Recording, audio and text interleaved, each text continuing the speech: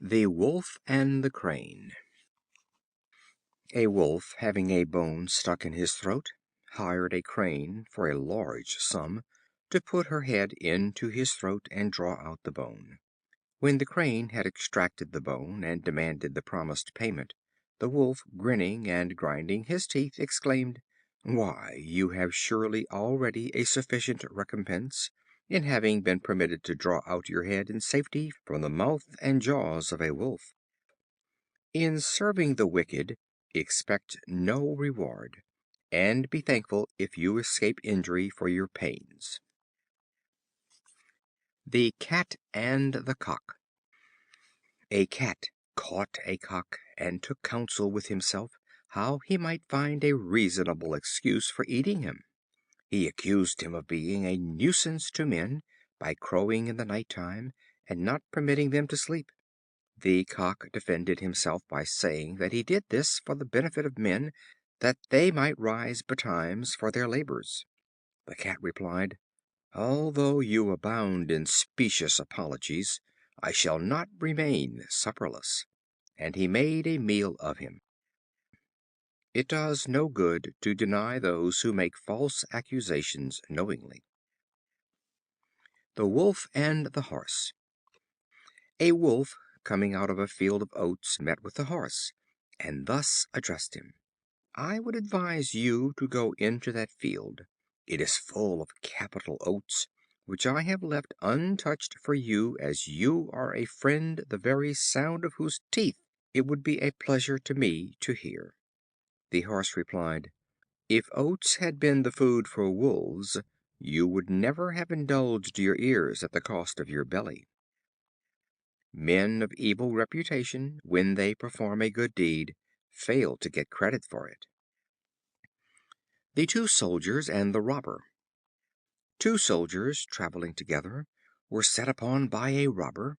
The one fled away, the other stood his ground, and defended himself with his stout right hand. The robber being slain, the timid companion runs up and draws his sword, and then, throwing back his traveling cloak, says, "I'll be at him, and I'll take care he shall learn whom he has attacked."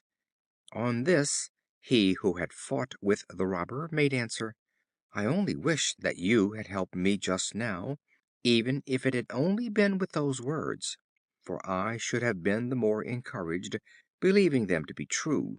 But now put up your sword in its sheath, and hold your equally useless tongue, till you can deceive others who do not know you.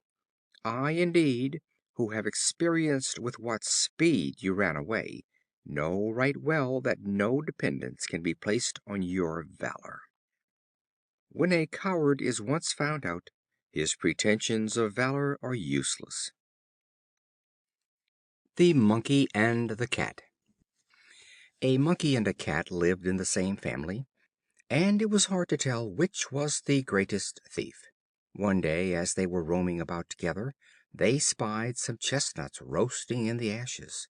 "Come," said the cunning Monkey, "we shall not go without our dinner to day. Your claws are better than mine for the purpose. You pull them out of the hot ashes, and you shall have half." Pussy pulled them out one by one, burning her claws very much in doing so. When she had stolen them all, she found that the Monkey had eaten every one. A thief cannot be trusted even by another thief. The Two Frogs. Two Frogs dwelt in the same pool. The pool being dried up under the summer's heat, they left it, and set out together for another home. As they went along, they chanced to pass a deep well, amply supplied with water; on seeing which, one of the Frogs said to the other, "Let us descend, and make our abode in this well." The other replied with greater caution, "But suppose the water should fail us, how can we get out again from so great a depth?" Do nothing without a regard to the consequences. The Vine and the Goat. A Vine was luxuriant in the time of vintage with leaves and grapes. A Goat, passing by, nibbled its young tendrils and its leaves. The Vine said, "Why do you thus injure me and crop my leaves? Is there no young grass left?" But I shall not have to wait long for my just revenge, for if you now crop my leaves and cut me down to my root, I shall provide the wine to pour over you when you are led as a victim to the sacrifice. Retribution is certain. The Mouse and the Boasting Rat. A Mouse lived in a granary which became, after a while, the frequent resort of a Cat. The Mouse was in great fear, and did not know what to do. In her strait she bethought herself of a Rat who lived not far away, and who had said in her hearing 100 times that he was not afraid of any Cat living. She resolved to visit the bold Rat, and ask him to drive the Cat away. She found the Rat in his hold, and, relating her story, besought his help. "Pooh!" said the Rat, "you should be bold as I am. Go straight about your affairs, and do not mind the Cat. I will soon follow you, and drive him away." He thought now he must do something to make good his boast; so he collected all the Rats in the neighborhood, resolved to frighten the Cat by numbers. But when they all came to the granary, they found that the Cat had already caught the foolish Mouse, and a single growl from him sent them all scampering to their holes. Do not rely on a boaster. The Dogs and the Fox. Some Dogs, finding the skin of a Lion, began to tear it in pieces with their teeth. A Fox, seeing them, said, "If this Lion were alive, you would soon find out that his claws were stronger than your teeth." It is easy to kick a man that is down. The Thief and the House Dog. A Thief came in the night to break into a house. He brought with him several slices of meat, that he might pacify the House Dog, so that he should not alarm his master by barking. As the Thief threw the pieces of meat, the Dog said, "If you think to stop my mouth, to relax my vigilance, or even to gain my regard by these gifts, you are greatly mistaken. This sudden kindness at your hands will only make me more watchful, lest under these unexpected favors to myself you have some private ends to accomplish for your own benefit, and for my master's injury. Besides, this is not the time that I am usually fed, which makes me all the more suspicious of your intentions." He who offers bribes needs watching, for his intentions are not honest. The Sick Stag. A sick Stag lay down in a quiet corner of his pasture ground.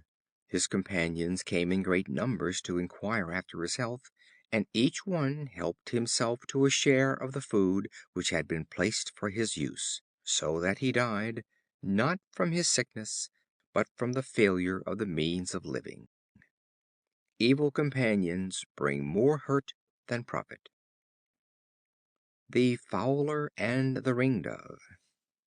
A Fowler took his gun and went into the woods a shooting. He spied a ringdove among the branches of an oak, and intended to kill it. He clapped the piece to his shoulder, and took his aim accordingly; but just as he was going to pull the trigger, an adder which he had trod upon under the grass stung him so painfully in the leg that he was forced to quit his design, and threw his gun down in a passion. The poison immediately infected his blood, and his whole body began to mortify, which, when he perceived, he could not help owning it to be just. "Fate," said he, "has brought destruction upon me, while I was contriving the death of another." Men often fall into the trap which they prepare for others. The Kid and the Wolf. A Kid, returning without protection from the pasture, was pursued by a Wolf. He turned round and said to the Wolf, "I know, friend Wolf, that I must be your prey; but before I die I would ask of you one favor, that you will play me a tune to which I can dance." The Wolf complied, and while he was piping and the Kid was dancing, the hounds, hearing the sound, came up and gave chase to the Wolf. The Wolf, turning to the Kid, said, "It is just what I deserve, for I, who am only a butcher, should not have turned piper to please you." Everyone should keep his own colors. The Blind Man and the Whelp. A blind man was accustomed to distinguishing different animals by touching them with his hands. The whelp of a wolf was brought him, with a request that he would feel it and say what it was. He felt it, and being in doubt, said, "I do not quite know whether it is the cub of a fox or the whelp of a wolf, but this I know full well, that it would not be safe to admit him to the sheepfold."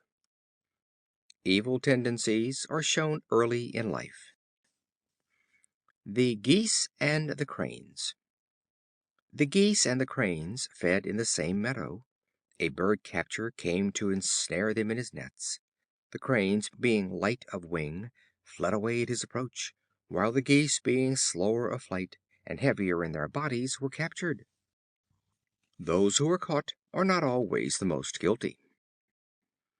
The North Wind and the Sun.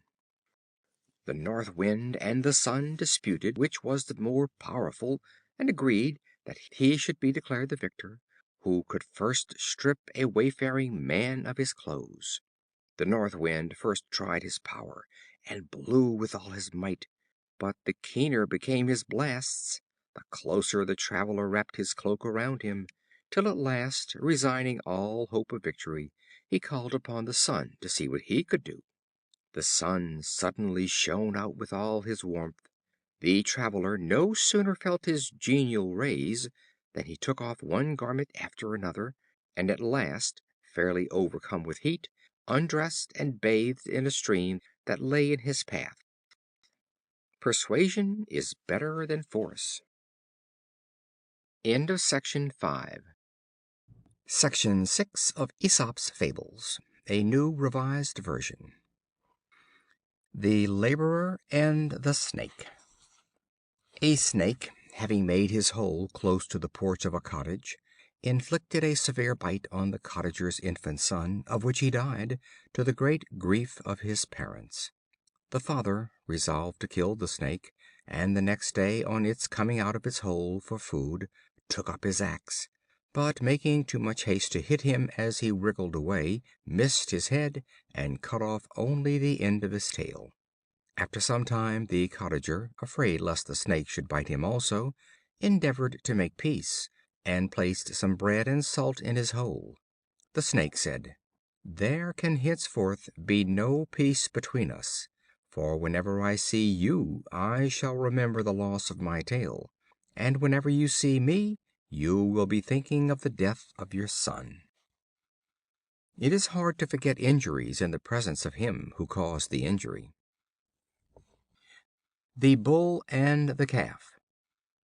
A Bull was striving with all his might to squeeze himself through a narrow passage which led to his stall. A young Calf came up and offered to go before and show him the way by which he could manage to pass. "Save yourself the trouble," said the Bull. "I knew that way long before you were born." Do not presume to teach your elders. The Goat and the Ass. A man once kept a Goat and an Ass. The Goat, envying the Ass on account of his greater abundance of food, said, "How shamefully you are treated, at one time grinding in the mill, and at another carrying heavy burdens." And he further advised him that he should pretend to be epileptic, and fall into a deep ditch, and so obtain rest. The Ass gave credence to his words, and falling into a ditch, was very much bruised. His master, sending for a leech, asked his advice. He bade him pour upon the wounds the blood of a goat. They at once killed the Goat, and so healed the Ass.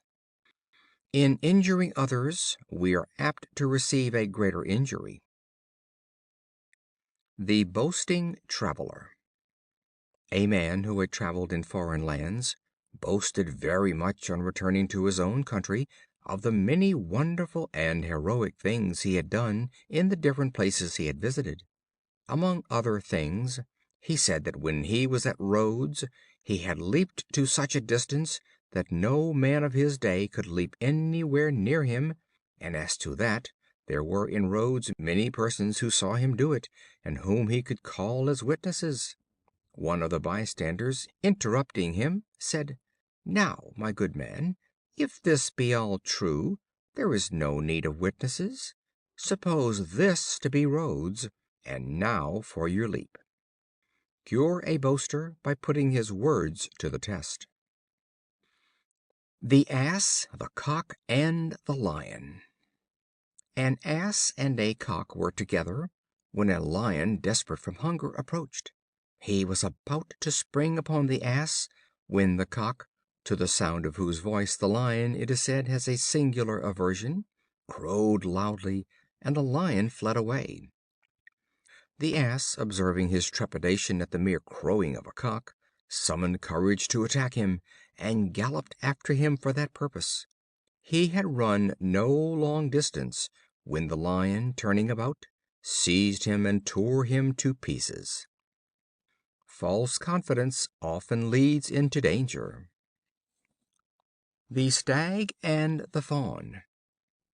A Stag, grown old and mischievous, was, according to custom, stamping with his foot, making offers with his head, and bellowing so terribly that the whole herd quaked for fear of him, when one of the little Fawns, coming up, addressed him thus: "Pray, what is the reason that you, who are so formidable at all other times, if you do but hear the cry of the hounds, are ready to fly out of your skin for fear?"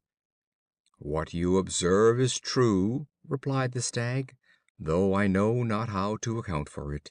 I am indeed vigorous and able, and often resolve that nothing shall ever dismay my courage; but, alas! I no sooner hear the voice of a hound, but my spirits fail me, and I cannot help making off as fast as my legs can carry me." The greatest braggarts are the greatest cowards. The Partridge and the Fowler. A Fowler caught a Partridge and was about to kill him. The Partridge earnestly besought him to spare his life, saying, "Pray, master, permit me to live, and I will entice many Partridges to you in recompense for your mercy to me." The Fowler replied, "I shall now, with the less scruple, take your life, because you are willing to save it at the cost of betraying your friends and relations." And without more ado he twisted his neck and put him in his bag with his other game. Those who would sacrifice their friends to save themselves from harm are not entitled to mercy. The Farmer and the Stork. A Farmer placed his nets on his newly sown plowlands, and caught a quantity of Cranes, which came to pick up his seed.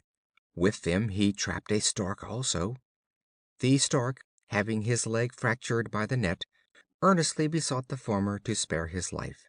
"Pray save me, master," he said, "and let me go free this once. My broken limb should excite your pity. Besides, I am no Crane, I am a Stork, a bird of excellent character, and see how I love and slave for my father and mother. Look, too, at my feathers, they are not the least like to those of a Crane." The Farmer laughed aloud, and said, "It may be all as you say. I only know this: I have taken you with these robbers the Cranes, and you must die in their company." Birds of a feather flock together. The Ass and his Driver. An Ass, being driven along the high road, suddenly started off and bolted to the brink of a deep precipice. When he was in the act of throwing himself over, his owner seized him by the tail, endeavoring to pull him back. The Ass persisted in his effort; the man let him go, and said, "Conquer, but conquer to your cost." The perverse generally come to harm. The Hare and the Hound. A Hound, having started a Hare from his form, after a long run gave up the chase. A Goatherd, seeing him stop, mocked him, saying, "The little one is the best runner of the two." The Hound replied, "You do not see the difference between us. I was only running for a dinner, but he for his life. Incentive spurs effort. The Kites and the Swans. The Kites of old time had, equally with the Swans, the privilege of song. But having heard the neigh of the horse, they were so enchanted with the sound that they tried to imitate it, and in trying to neigh they forgot how to sing. The desire for imaginary benefits often involves the loss of present blessings. The Dog in the Manger. A Dog lay in a manger, and by his growling and snapping prevented the oxen from eating the hay which had been placed for them. "What a selfish Dog!" said one of them to his companions. "He cannot eat the hay himself, and yet he refuses to allow those to eat who can." We should not deprive others of blessings because we cannot enjoy them ourselves. The Crow and the Serpent. A Crow, in great want of food, saw a Serpent asleep in a sunny nook, and flying down, greedily seized him. The Serpent, turning about, bit the Crow with a mortal wound. The Crow, in the agony of death, exclaimed: "Oh, unhappy me, who have found in that which I deemed a most happy windfall the source of my certain destruction." What seem to be blessings are not always so. The Cat and the Fox. As the Cat and the Fox were talking politics together, Reynard said: "Let things turn out ever so bad, he did not care, for he had 1,000 tricks for them yet before they should hurt him.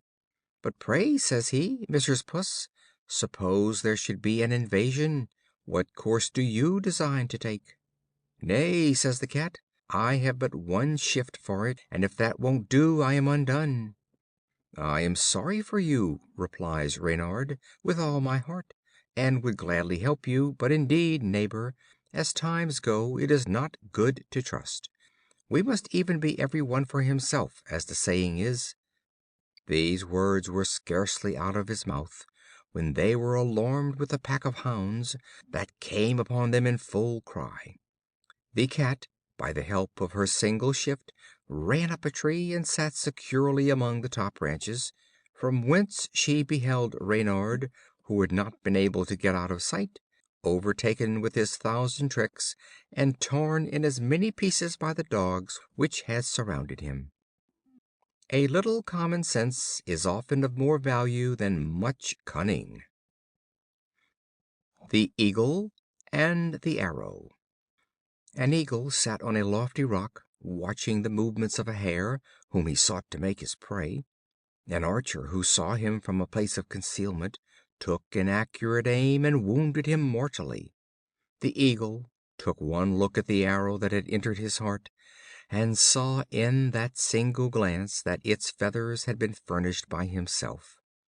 "It is a double grief to me," he exclaimed, "that I should perish by an arrow feathered from my own wings." The misfortunes arising from a man's own misconduct are the hardest to bear. The Dog invited to supper. A gentleman, having prepared a great feast, invited a friend to supper, and the gentleman's dog, meeting the friend's dog: "Come," said he, "my good fellow, and sup with us to night." The dog was delighted with the invitation, and as he stood by and saw the preparations for the feast, said to himself: "Capital fare indeed! This is in truth good luck. I shall revel in dainties, and I will take good care to lay in an ample stock to night, for I may have nothing to eat to morrow." As he said this to himself, he wagged his tail, and gave a sly look at his friend who had incited him. But his tail wagging to and fro caught the cook's eye, who, seeing a stranger, straightway seized him by the legs, and threw him out the window to the street below. When he reached the ground, he set off yelping down the street, upon which the neighbors' dogs ran up to him, and asked him how he liked his supper. "In faith," said he, with a sorry smile, "I hardly know, for we drank so deeply that I can't even tell you which way I got out." Those who enter by the back stairs must not complain if they are thrown out by the window. The Frogs asking for a king. The Frogs, grieved at having no established ruler, sent ambassadors to Jupiter entreating for a king. He, perceiving their simplicity, cast down a huge log into the lake. The Frogs, terrified at the splash occasioned by its fall, hid themselves in the depth of the pool. But no sooner did they see that the huge log continued motionless, than they swam again to the top of the water, dismissed their fears, and came so to despise it as to climb up and to squat upon it. After some time they began to think themselves ill treated in the appointment of so inert a ruler, and sent a second deputation to Jupiter to pray that he would set over them another sovereign. He then gave them an eel to govern them. When the Frogs discovered his easy good nature, they yet a third time sent to Jupiter to beg that he would once more choose for them another king.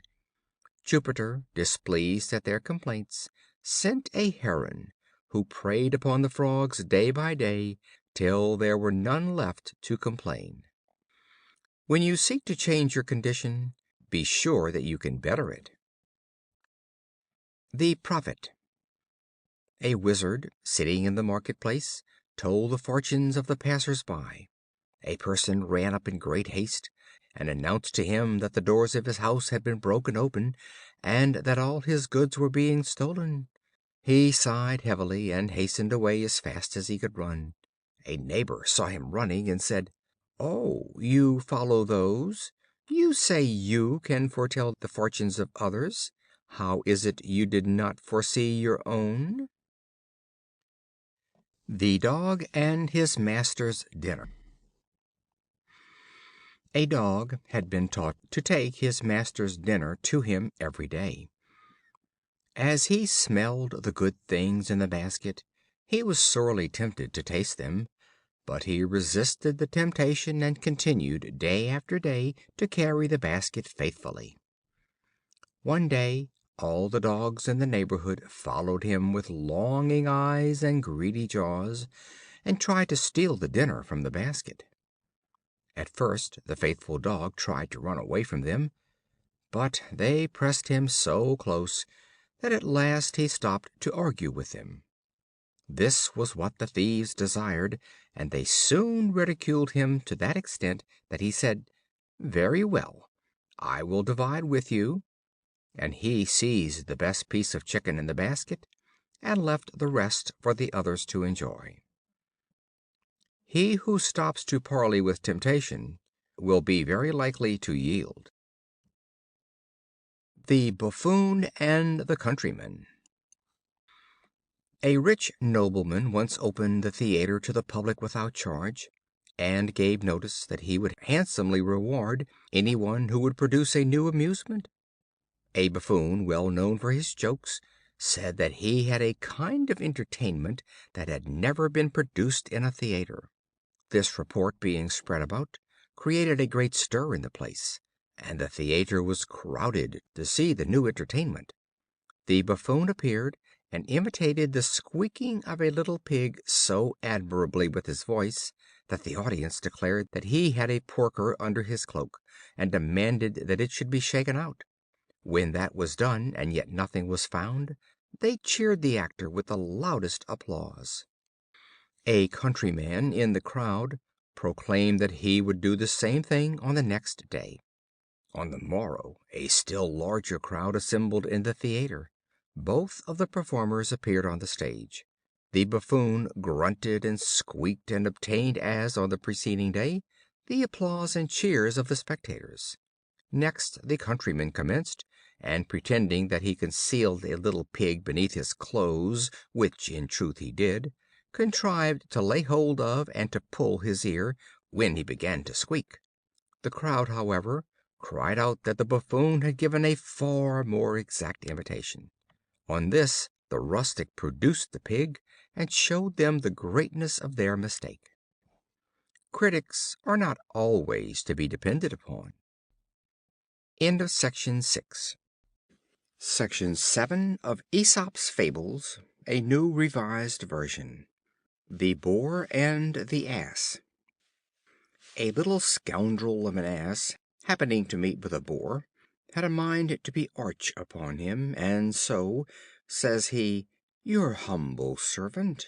The Boar, somewhat nettled at his familiarity, bristled up to him, and told him he was surprised to hear him utter so impudent an untruth, and was going to show his resentment by giving him a rip in the flank, but wisely stifling his passion, he contented himself with saying, "Go, you sorry beast! I do not care to foul my tusks with the blood of so base a creature." Dignity cannot afford to quarrel with its inferiors. The Fox and the Goat. A Fox, having fallen into a well, could find no means of escape. A Goat, overcome with thirst, came to the well, and seeing the Fox, inquired if the water was good. The Fox, concealing his sad plight under a merry guise, indulged in lavish praise of the water, saying it was beyond measure excellent, and encouraged him to descend. The Goat, mindful only of his thirst, thoughtlessly jumped down, when, just as he quenched his thirst, the Fox informed him of the difficulty they were both in, and suggested a scheme for their common escape. "If," said he, "you will place your 4 feet upon the wall, and bend your head, I will run up your back and escape, and will help you out." On the Goat readily assenting to this proposal, the Fox leaped upon his back, and, steadying himself with the Goat's horns, reached in safety the mouth of the well, and immediately made off as fast as he could. The Goat upbraided him with the breach of his bargain, when he turned round and cried out, "You foolish fellow!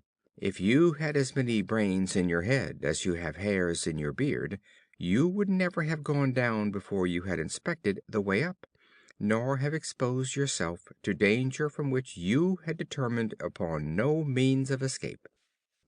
Look before you leap." The Oxen and the Butchers.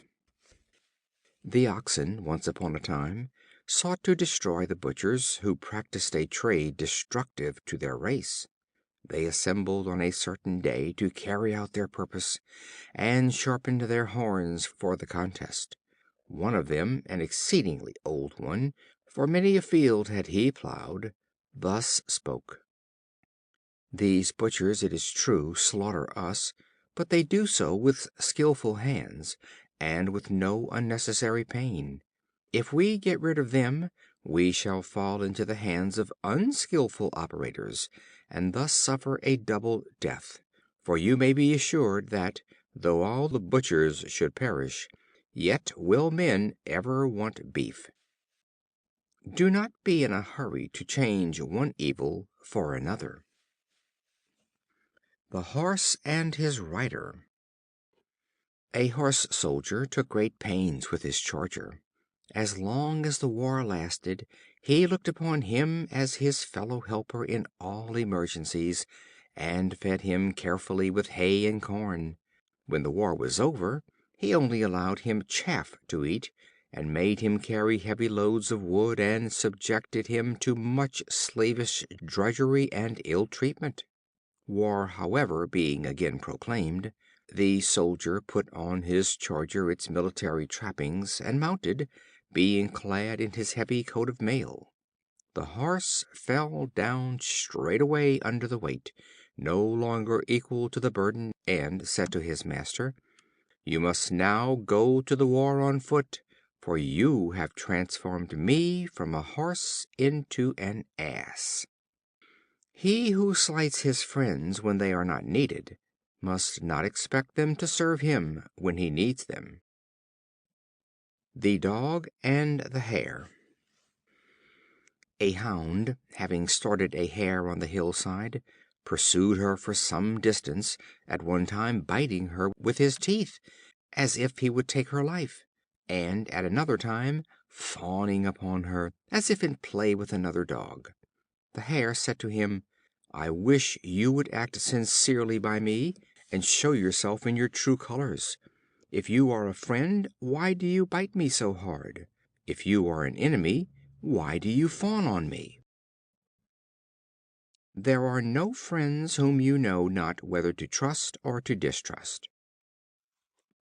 The Fawn and his Mother. A young Fawn once said to his mother, "You are larger than a dog, and swifter, and more used to running. Why then, O mother, are you always in such a terrible fright of the hounds?" She smiled and said, "I know full well, my son, that all you say is true. I have the advantages you mention, but yet when I hear the bark of a single dog, I feel ready to faint." No arguments will give courage to the coward. The Lark and her Young Ones. A Lark had made her nest in the young green wheat. The brood had almost grown, when the owner of the field, overlooking his crop, said, "I must send to all my neighbors to help me with my harvest." One of the young Larks heard him, and asked his mother to what place they should move for safety. "There is no occasion to move yet, my son," she replied. The owner of the field came a few days later and said, "I will come myself to morrow, and will get in the harvest." Then the Lark said to her brood, "It is time now to be off." He no longer trusts to his friends, but will reap the field himself. Self help is the best help. The Bowman and the Lion. A very skillful bowman went to the mountains in search of game. All the beasts of the forest fled at his approach. The Lion alone challenged him to combat. The bowman immediately let fly an arrow, and said to the Lion, "I send thee my messenger, that from him thou mayest learn what I myself shall be when I assail thee." The Lion, thus wounded, rushed away in great fear, and on a Fox exhorting him to be of good courage, and not to run away at the first attack, he replied, "You counsel me in vain, for if he sends so fearful a messenger, how shall I abide the attack of the man himself?" A man who can strike from a distance is no pleasant neighbor. The Boy and the Filberts. A Boy put his hand into a pitcher full of filberts. He grasped as many as he could possibly hold, but when he endeavored to pull out his hand, he was prevented from doing so by the neck of the pitcher, which was much smaller than his closed hand.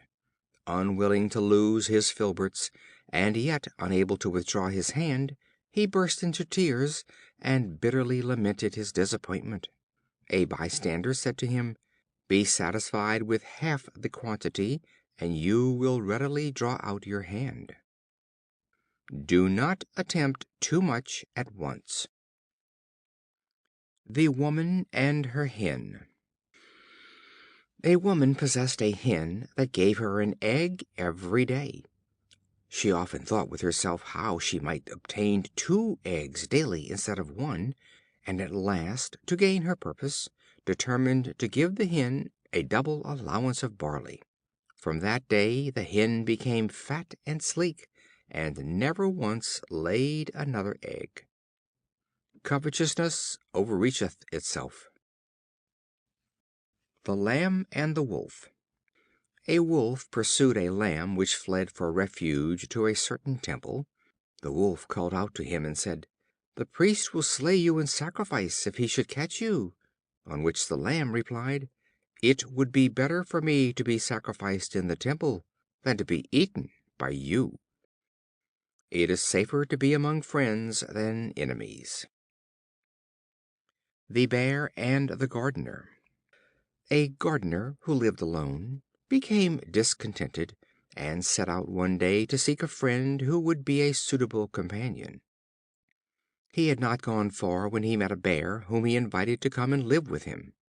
The Bear was a very silly one, who was also discontented with living alone, so he went home with the Gardener very willingly. The Gardener provided all the food, and the only service he required of the Bear was to keep the flies off his face while he slept in the shade. One day a Fly insisted upon lighting on the Gardener's face, although he was brushed off again and again. The silly Bear finally became so enraged that he threw a heavy stone upon it. He killed the Fly, but alas, he also killed his friend. Better have no friend at all than a foolish one. The Heifer and the Ox. A Heifer saw an Ox hard at work, harnessed to a plough, and tormented him with the reflections on his unhappy fate in being compelled to labor. Shortly afterward, at the harvest home, the owner released the Ox from his yoke, but bound the Heifer with cords, and led her away to the altar to be slain in honor of the festival. The Ox saw what was being done, and said to the Heifer, "For this you were allowed to live in idleness, because you were presently to be sacrificed."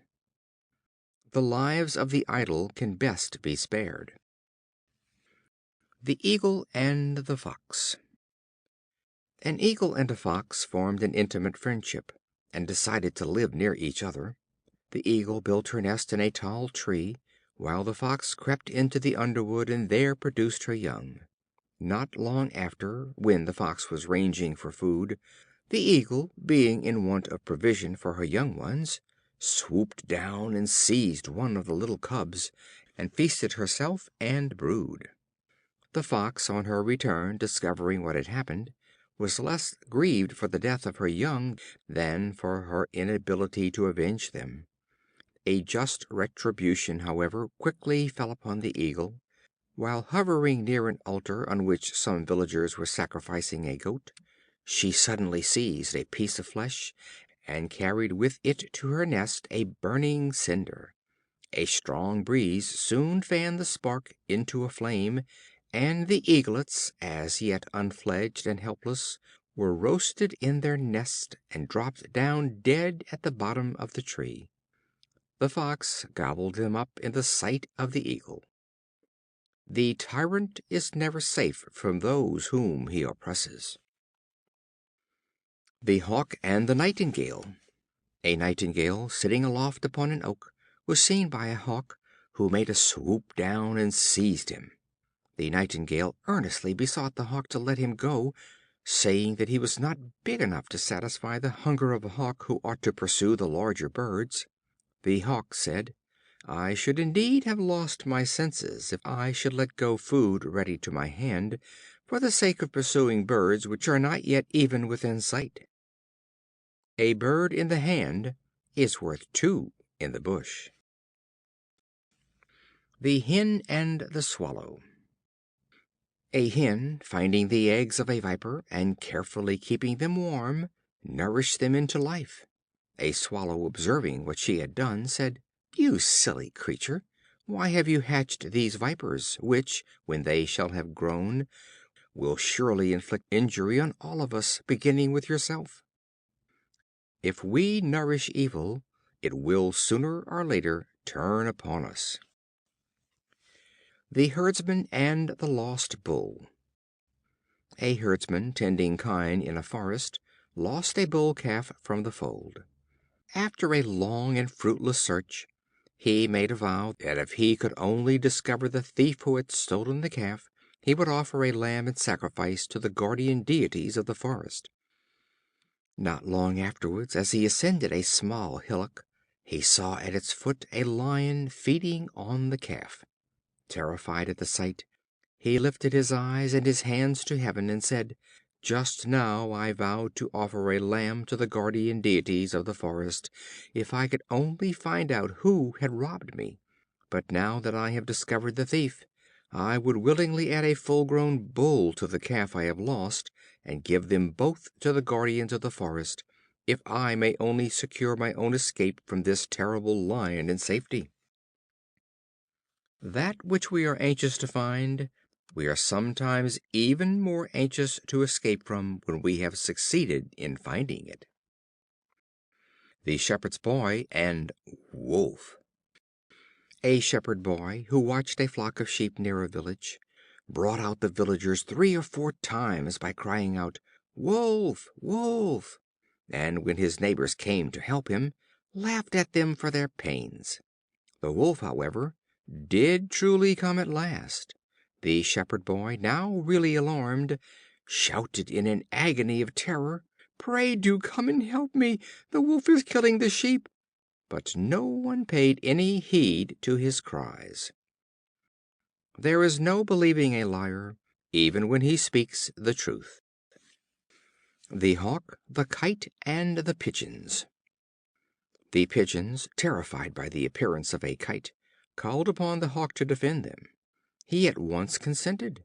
When they had admitted him into the cote, they found that he made more havoc and slew a larger number of them in a single day than the Kite could possibly pounce upon in a whole year.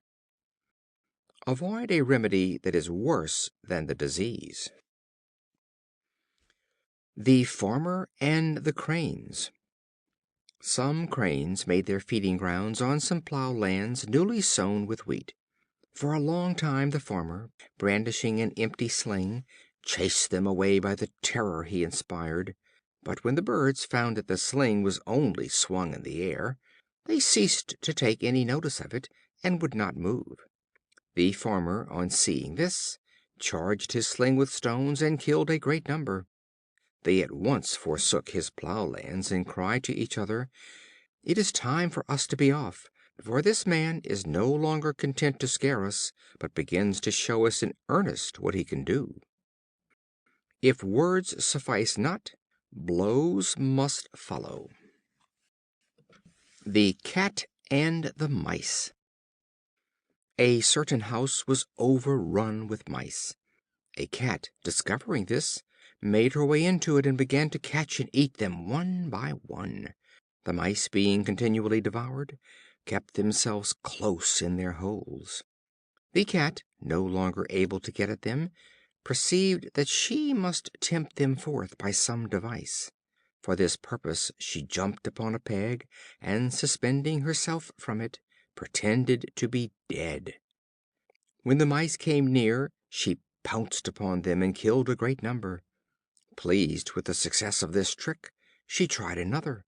She whitened herself with flour, and lay still on the heap of bags, as though she was one of them.